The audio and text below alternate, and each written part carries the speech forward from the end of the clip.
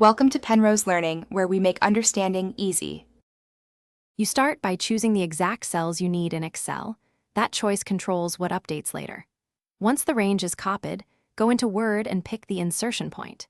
Use Paste Special and select Paste Link as a Microsoft Excel worksheet object so the object remains live. Doing this preserves formulas and formatting back to the original file. Make sure both files are saved in stable locations so links can resolve when Word requests updates later. Now you manage how the linked content behaves. Open Word's Edit Links dialog to set automatic or manual updates or to point to a different source file. This controls when Word pulls new numbers. You can right-click the embedded object to update, open the source in Excel, or convert to static content if needed. Resize or crop the object using Word's handles.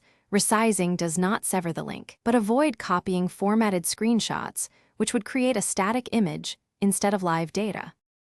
Finish by forcing an update link to ensure Word shows current values, then save both files.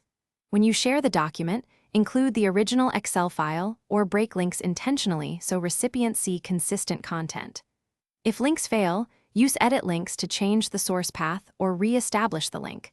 Often a moved file or renamed folder is the culprit.